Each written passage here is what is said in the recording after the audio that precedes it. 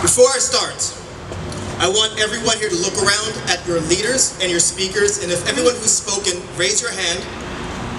Look around and ask yourself, why don't we expect this of our representation? Our leaders who are here represent us because they are us. Us. This is an important topic that I'm going to cover today.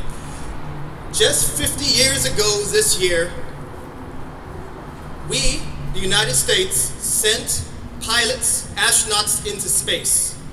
They looked down back on the Earth, and the first thing they remarked upon realizing was that there were no boundary lines.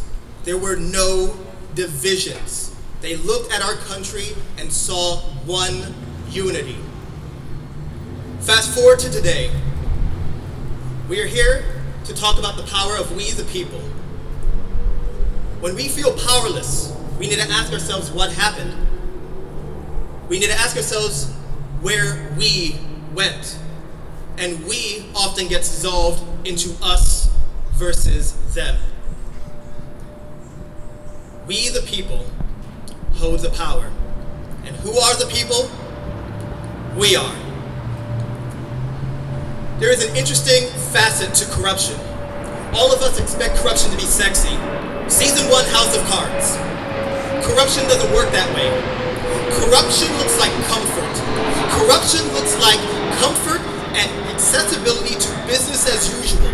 So you can take shortcuts. So you can work in back rooms. Because you know things are going to go your way and that nobody's going to stop you.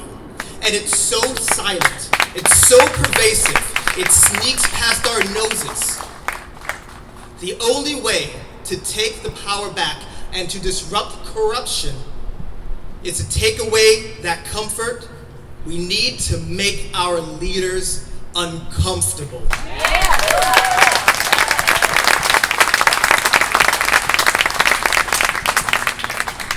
There are mechanisms for that.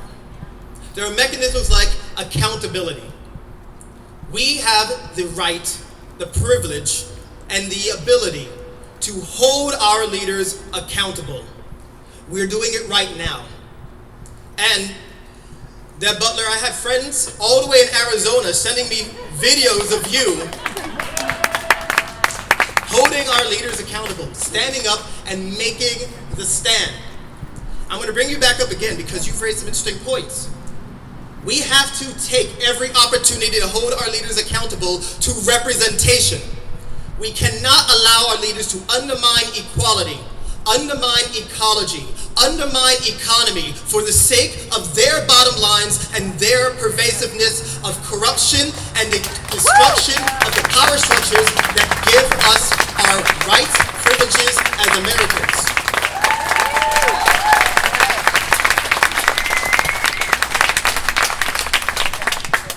Who are the watchdogs? We are.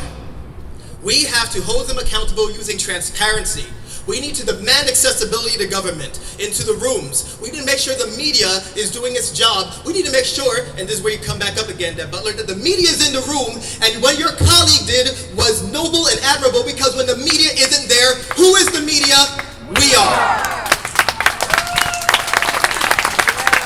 Someone, all of us, need to take back the reins of runaway government. We need to hold our leaders accountable. We need to challenge corruption. And we need to make a statement. Who's going to hold those reins? We are. Who's going to take back democracy? We are. Who is going to demand representation? We are.